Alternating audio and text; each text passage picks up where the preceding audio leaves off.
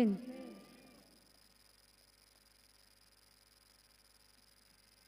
अगर कोई दादाजी उन्होंने देखा कि मेरा बेटा निकम्मा है, मेरा बेटा निकम्मा है या मेरी प्रॉपर्टी को संभालने के लायक नहीं है, और या फिर ये कोई गलत संगति में है और ये प्रॉपर्टी को बर्बाद ना कर दे, इसलिए दादाजी ने एक फैसला किया और प्रॉपर्टी जो करोड़ों अरबों खरबों की बड़ी अच्छी प्रॉपर्टी और पुराने समय में, और उन्होंने पोते के नाम कर दी। पोता बहुत छोटा था और दादाजी चल बसे, और जो पिताजी थे शायद वो भी नहीं रहे। बच्चा धीरे धीरे बड़ा हुआ और ये बात किसी को मालूम नहीं थी। जब बच्चा बड़ा होता गया तो जैसी ही संगति में वो बढ़ता गया, उसको लगने लगा कि मैं जैसे मेरे साथ के लोग हैं मैं भी वैसा ही हूं। और बड़ा होकर जब उसने होश में संभाली, जब वो रोजगार अपने पांव पर खड़ा होने की कोशिश की, तो उसने देखा कि जब तक मैं मजदूरी नहीं करूंगा तब तक मैं खा नहीं सकता, मुझे भी परिश्रम करना पड़ेगा। सब लोग काम पर जाते हैं, सब लोग दिहाड़ी करते हैं, वो भी काम पर जाने लगा, क्योंकि रोटी उसको खाने के लिए, जैसे सब लोग काम पर जाते रोटी खाने के लिए, ऐसे उसने भी फैसला किया कि मुझे भी अगर रोटी खानी है तो मुझे भी काम पर जाना पड़ेगा, और वो भी मजदूरों की तरह काम करने लगा। क्यों? क्योंकि वो नहीं जानता था कि तू धनी है, वो नहीं जानता था तेरे पास अरबों खरबों की प्रॉपर्टी है। पुराने समय में करोड़ों की थी जो अरबों की बदल गई है, या लाखों की थी वो करोड़ों की हो गई है, उसको नहीं मालूम क्योंकि वो बच्चा था। और धीरे धीरे वो बड़ा हुआ। जब वो 14-15 साल का या 18 साल का हुआ तो वो मेहनत मजदूरी करके खाने लगा। जो रिश्तेदार उसको खिलाते थे या किसी दोस्त के साथ या कोई पड़ोसी के पास वो खाता था, उन्होंने भी साथ छोड़ दिया। उसको खुद फैसला करना पड़ा और कमाने के लिए जाना पड़ा। और उसके बाद जब उसने होश संभाले और कमाना शुरू किया, तब उसकी उम्र अनुमानित 16-17 साल या 18 साल की रही होगी या 15 साल की रही होगी। और उसके बाद वो 35 साल तक या 40 साल की उम्र तक कमाता रहा, खाता रहा और अपना घर भी बना नहीं पाया। वो कमाता रहा, मेहनत करता रहा जैसे आम आदमी मेहनत करते हैं। लेकिन अचानक कोई व्यक्ति उसे ढूंढता हुआ आया, जैसे कि कोई गवर्नमेंट ऑफिसर या कोई पटवारी, समझते हो आप, कोई प्रॉपर्टी से जो अधिकारी होते हैं, वो उसे ढूंढता हुआ, खोजता हुआ, कोई टीम उसे ढूंढते हुए आई कि ये वारिस है। और उसका जब टेस्ट करा करू के जो भी मतलब उन्होंने चेक किया, और असली में वारिस वही निकला, प्रॉपर्टी का वारिस वही निकला, और उसी के नाम वो प्रॉपर्टी थी जो करोड़ों रुपए की थी। अचानक वो सपने में भी सोच ही नहीं सकता कि 40 साल कहां, 15 साल की उम्र में मैंने मेहनत मजदूरी करना शुरू किया और 25 साल तक, 20-25 साल तक वो मेहनत मजदूरी करता रहा। और अचानक उसको पता चला कि मैं तो बहुत धनी हूं। अचानक उसे पता चला कि मैं बहुत धनी हूं। अब सवाल यह है, क्या परमेश्वर 40 साल तक कमाने की जरूरत क्या थी? जो 25 साल 30 साल उसने कमाया, मेहनत की, क्या परमेश्वर ने जो उस पर दया की, ये दया 10 साल बाद, 15 साल बाद भी हो सकती थी? उसको 20 से 25 साल 30 साल लग गए, लेकिन एक दिन उसे पता चला कि मैं बहुत धनी हूं। अब दो बातें हैं। पता चलने के बाद जब वो वारिस था, उसको प्रॉपर्टी मिल गई, अपने दादाजी का उसने धन्यवाद किया, अपने पिता का धन्यवाद किया, परमेश्वर का धन्यवाद किया। और उसके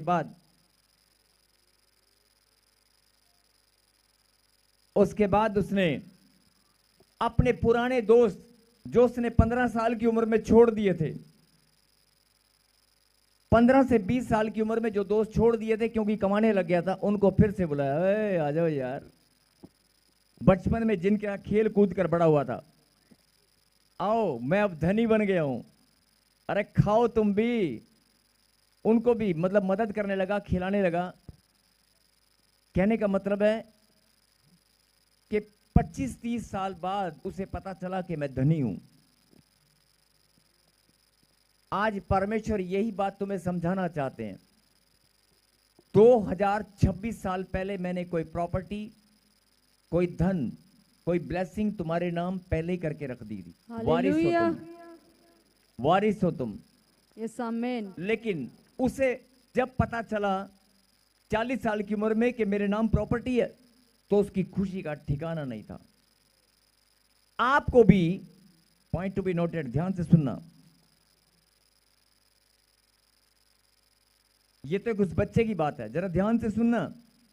आपकी उम्र 50 साल है, आपकी उम्र 40 साल है, आपकी उम्र 35 साल है, लेकिन प्रभु में आए हुए जिस दिन आपने यीशु मसीह को अपना मुक्तिदाता, उद्धारकर्ता स्वीकार किया, या जिस दिन आपने अपना जीवन खुदा को समर्पित किया, वो समय 4 साल, 10 साल, 15 साल पहले का जो समय, हर एक इंसान, हर एक प्रभु का बेटा और बेटी जानता है कि मेरा वो समय कब है। यानी कि आप अपनी आत्मा में, अपने मन में झांक कर देखो, 4 साल, 5 साल, 3 साल, 6 महीने, किस दिन आपने प्रभु को अपना जीवन दिया था? दिया था ना? अब वो समय कैलकुलेट करो कि 7 साल से, 6 महीने से, 5 साल से मैं प्रभु में हूं, लेकिन आज तक मैं ये समझ नहीं पाया कि 2026 साल पहले जैसे दादाजी प्रॉपर्टी नाम करके चले गए थे, परमेश्वर ने भी हमारे नाम प्रॉपर्टी, धन, दौलत, मान, सम्मान सब कुछ कर दिया है। आमीन। सब कुछ। कोई कहे ना कि नहीं नहीं मेरे नाम नहीं है, सब कुछ तुम्हारे नाम है। हर चीज इस कायनात में, इस सृष्टि में, इस कायनात और सृष्टि के अंदर, कोई कहे ना ये मेरा धन नहीं है, नहीं, तेरा ही है। इस आसमान के नीचे, स्वर्ग के नीचे, पृथ्वी के ऊपर परमेश्वर यीशु मसीह का अधिकार है। और अगर आप यीशु मसीह की संतान हैं तो वारिस भी आप हैं। यस आमीन। और दादाजी जैसे चले गए थे, ऐसे परमेश्वर ने अपना बलिदान दिया 2026 साल पहले, और वो भी बादलों में चला गया। वो फिर से आने वाला है, लेकिन वो यही देख रहा है, 2026 साल से मैंने तुम्हारे नाम इतना कुछ करके रखा है। लेकिन जो पड़ोसी थे, कुछ पड़ोसी होते हैं, पड़ोसी, उनको मालूम था इसके दादा ने, इसकी पड़ोसी, उनको मालूम था कि इसके नाम कुछ है। उन्होंने उसको क्या किया? भिखारी जैसा जीवन जीने पर मजबूर कर दिया। उनको मालूम था कि शायद इसके नाम है, उस जगह को वो जानते थे कि उस पर हम कब्जा करेंगे, और इसको अगर दूर कर दें उस स्थान से, उस जगह से, तो ये भूल जाएगा और इसको कोई बताने वाला नहीं होगा। जब तक ये 20-25 साल बड़ा होगा, तब तक इसको कोई बताने वाला नहीं होगा कि तेरे नाम प्रॉपर्टी है। और उसको कहीं दूर भेज दिया, उसको भरमाया और कहीं दूर भेज दिया, डराया, भरमाया, और वो चला गया, क्योंकि उसको मालूम नहीं था। और वो जाकर मेहनत मजदूरी करके कमाने लगा, खाने लगा। वो नहीं जानता था मेरे नाम प्रॉपर्टी है। लेकिन जो लोग जानते थे वहां पर अधिकार बनाकर बैठे, झूठा अधिकार, लेकिन असली वारिस नहीं थे। लेकिन एक दिन आया और सच्चाई सामने आई और प्रॉपर्टी उसके नाम हुई। अब सोचकर देखो कि वही समय, वो प्रॉपर्टी जब उसके नाम होगी 40 साल की उम्र में, तो उसको कितनी खुशी होगी। अब यही बात परमेश्वर आपको समझाना चाहते हैं। जब से आपने परमेश्वर को ग्रहण किया, 4 साल, 5 साल, 3 साल, उससे पहले आपको नहीं मालूम था, आपको देश निकाला मिल गया था, आपको नहीं, आपके पिताजी, उनके पिताजी, उनके पिताजी, उनके पिताजी, पीढ़ी दर पीढ़ी। आपको नहीं मालूम था, आपकी पुरानी पीढ़ियों को ही भरमा कर, डरा कर, दूर कर दिया गया था कि तुम्हारा जीवन मजदूरी के लायक है, तुम मजदूर हो और भिखारी जैसी जीवन जीना शुरू करो। तुम बीमार हो, बीमारी रहो। बीमारियों का अधिकार तुम्हारे ऊपर है, कर्जे का अधिकार तुम्हारे ऊपर है, शैतान का अधिकार तुम्हारे ऊपर है, दुष्टात्मा का अधिकार तुम्हारे ऊपर है। और डरा कर, तुम्हें भरमा कर, तुम्हें लगने लगा कि हाँ मेरे पिताजी को भी कैंसर था, उनको भी कैंसर था, लगता है ये पीढ़ी दर पीढ़ी गिफ्ट मिला है। हम लोग गरीब थे, गरीब हैं और गरीब ही रहेंगे। मेरे दादाजी पे कर्जा था, मेरे पिताजी पे कर्जा है, मुझ पर भी कर्जा रहेगा। वो भी मेहनत मजदूरी करते थे, मैं भी करता हूं और मेरे बच्चे भी करेंगे। आपकी ये भावनाएं, आपका मन पूरी तरह से ऐसे आपके अंदर ये बातें फिक्स हो चुकी हैं और परमेश्वर जानता है। जितना भी समझा लो ये समझने वाले नहीं है। लेकिन दुख इस बात का है कि जो लोग, जिन लोगों को मैंने लाखों की भीड़ में से चुनकर अलग किया, जिनको मैंने देखा कि ये समझने के लायक हैं, ये समझाने के लायक हैं। शायद बहुत सारे लोग हैं जिनको समझ में नहीं आता, लेकिन परमेश्वर ने आपके अंदर एक खूबी देखी, परमेश्वर ने आपका हृदय देखा और आपका हृदय देखकर आपको अलग किया और समझाया, वारिस है तू, अरे वारिस है तू, वारिस हो तुम। इस सृष्टि, इस कायनात, इस धरती के ऊपर जितनी भी ब्लेसिंग मैंने बनाई है, उन सब के वारिस हो तुम। आमीन। मैंने बताया, समझाया, लेकिन अभी भी बहुत सारे लोग इस बात को समझ नहीं पाए। 4-4 साल, 5-5 साल, 10-10 साल से प्रभु में हैं, प्रार्थना करते हैं, भेंट और दशवांश लेकर आते हैं, आज्ञा पालन में बने रहते हैं, हर एक वो काम करते हैं जो परमेश्वर का वचन, हर एक शिक्षा में आप बने रहते हैं। लेकिन जब कोई प्रॉब्लम, समस्या आपके सामने आती है तो आप घबरा जाते हैं, कमजोर बन जाते हैं और आप घुटने टिका देते हैं। हाँ, क्यों? क्योंकि पीढ़ी दर पीढ़ी आदत पड़ी हुई है। आदत पड़ी हुई है कि हम लोग गरीब थे, हम कर्जे में थे, हमारे घर में बीमारियां आ सकती हैं, कुछ भी हो सकता है। आपको दिमाग में ये बात बैठ चुकी है। लेकिन अगर परमेश्वर की संतान, अगर आप परमेश्वर की संतान है तो बीमारी आपके घर में नहीं, शरीर में नहीं, घर में नहीं, आपके गांव में भी नहीं घुसेगी, आपके शहर में भी नहीं घुसेगी। आमीन।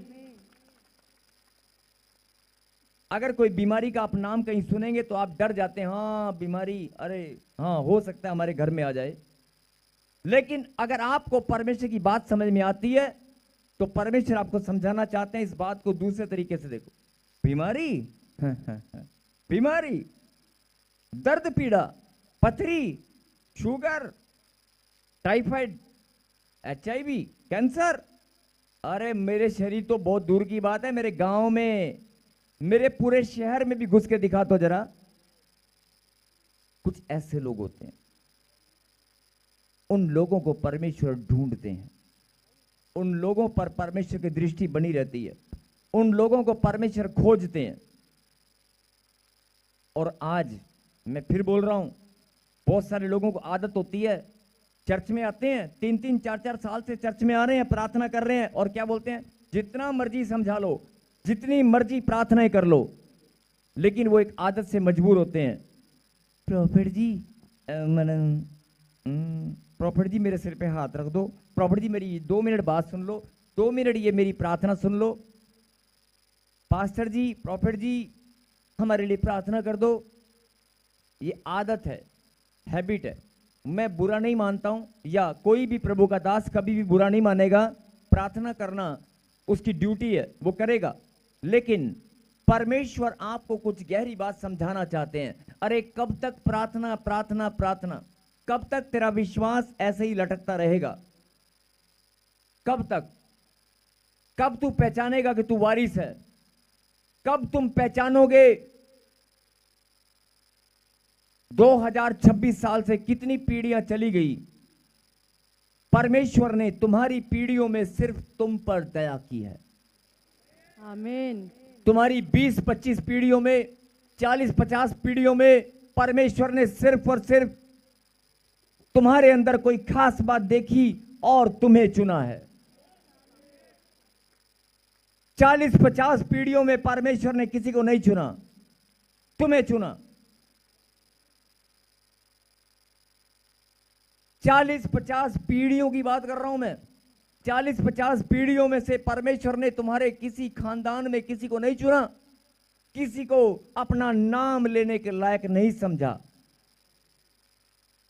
और तू वो बेटी है, तू वो बेटा है जिसको परमेश्वर ने चुना है।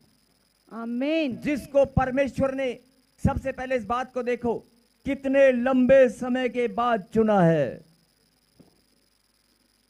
और अगर तुम्हें चुना है, अगर तुम्हें चुना है, 10 मिनट की और बात है गहरी, जरा ध्यान से सुनना।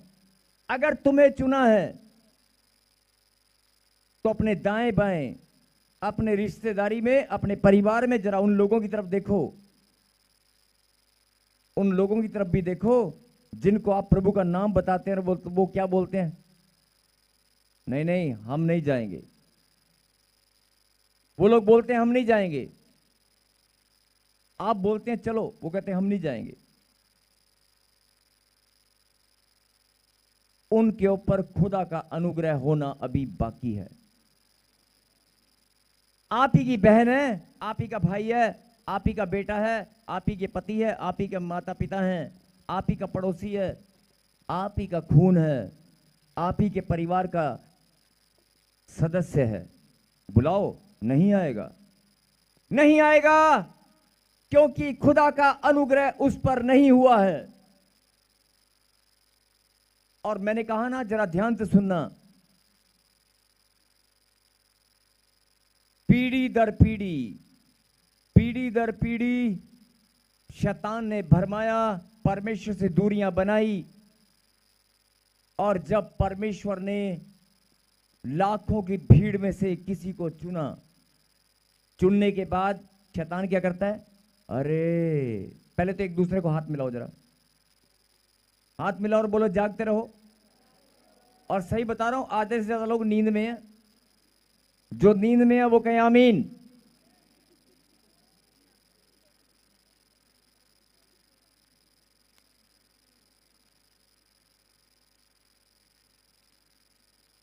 आधे से ज्यादा लोगों के कान बंद हैं। जिनके कान बंद है जोरदार ताली बजाएं, जोरदार।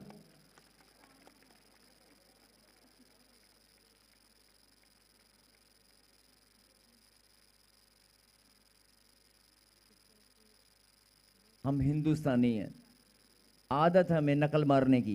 बराबर वाला ताली बजाएगा तो हम उससे पहले बजाएंगे, बराबर वाला आल्टो लेकर आएगा तो हम भी मारुति लेकर आएंगे। नहीं, उसने अगर थार लिया तो हाँ हम भी थार तो लेंगे ना। आदत से मजबूर है, नकल मारना बचपन से सिखाया जाता है। आपका कसूर नहीं है, बोलो हालेलुया। बात की गहराई को समझें। सिर्फ 10 मिनट की और बात है। पीढ़ी दर पीढ़ी पीछे वाले, और वो जो खड़े हैं ना बच्चे जो बातचीत कर रहे हैं, ये वाइट कुर्ते पजामे में बहुत सारे लोग भाई पीछे खड़े हैं।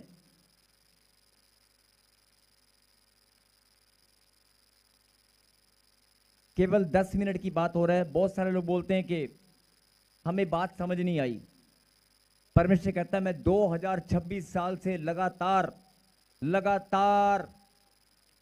मैं अपने दासों के जरिए, सुसमाचार प्रचारकों के जरिए, इवेंजलिस्ट लोगों के जरिए, बहुत सारे लोगों के माध्यम से मैं बार बार आपके घर में, आपके जीवन में संदेश पहुंचाता आया हूं।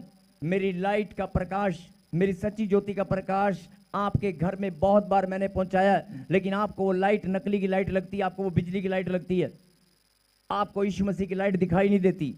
लेकिन जिस दिन परमेश्वर ने आपके ऊपर अनुग्रह किया, और अनुग्रह करने के बाद परमेश्वर ने आपको अलग किया, अलग करने के बाद ध्यान से सुनना,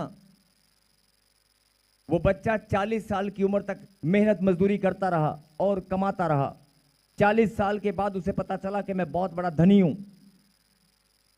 50 साल की उम्र में, 35 साल की उम्र में, 55 साल की उम्र में आपको पता चला है कि मैं परमेश्वर की संतान हूं। कितने लंबे समय के बाद आपको पता चला है कि मैं वारिस हूं। लेकिन पता चलने के बाद भी 4 साल हो चुके हैं, पता चलने के बाद भी 3 साल हो चुके हैं, पता चलने के बाद भी 10 साल हो चुके हैं, पता चलने के बाद भी 15-15 साल हो चुके हैं प्रभु में आकर। उससे पहले चुनने के बाद, प्रभु में आने के बाद भी आपको 3-3, 4-4 साल, 5-5 साल हो चुके हैं और अपने ही मुंह से आप गवाही देते हो, मैं ना 5 साल से प्रभु में हूं, मैं ना 7 साल हो गए, मैं ना 7 साल से, उससे पहले तो मैं प्रभु में नहीं थी, अब 7 साल से मैं प्रभु में हूं।